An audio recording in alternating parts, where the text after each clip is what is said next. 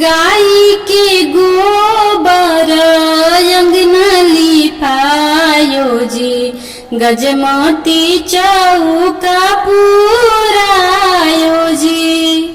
गाई के गोबर अंगना लिपायो जी, गजमती चौका पुरायो जी। ताही चौके बैठले दुल्हा दुलरैता दुल्हा, मोतियानिया जोरी भरायो जी। ताही चौके बैठले दुल्हा दुलरैता दुल्हा, मोतियानिया जोरी भरायो जी। कुर्सी बैठल पापा हुकुमा जनावेले, सुन बाबू ऑर्डर हमार जी।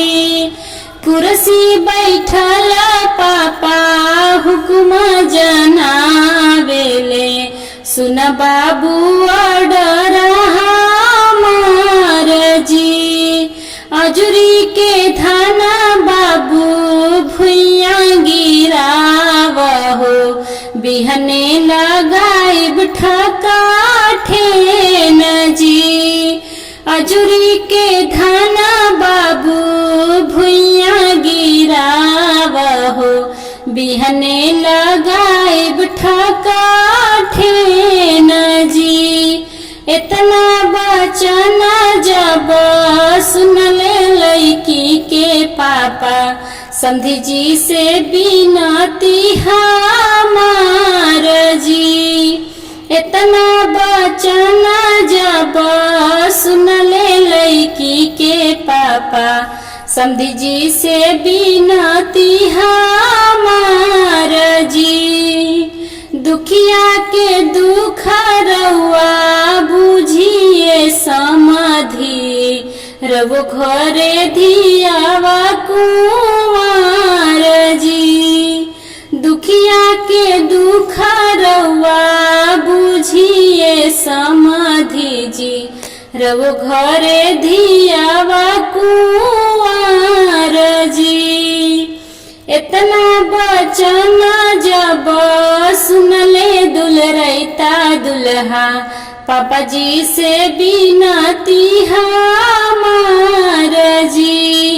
इतना बचन जब सुनले दुलरैता दुल्हा, पापा जी से बिनती हमार जी।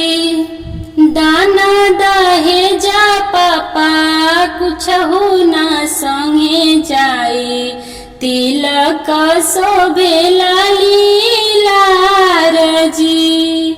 दाना दहेजा पापा कुछहु ना संगे जाए, तिलक शोभेला लीलार जी।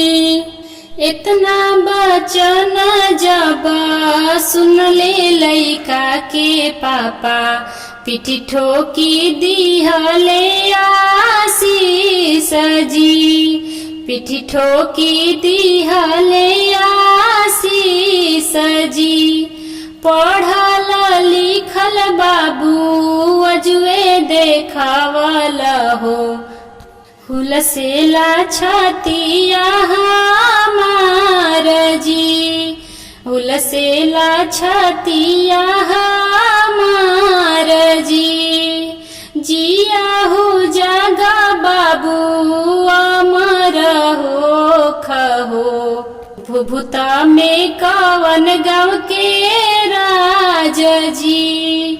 जिया हो जागा बाबू अमर हो खहो, भुभुता में कवन गाँव के राज जी। Thank you.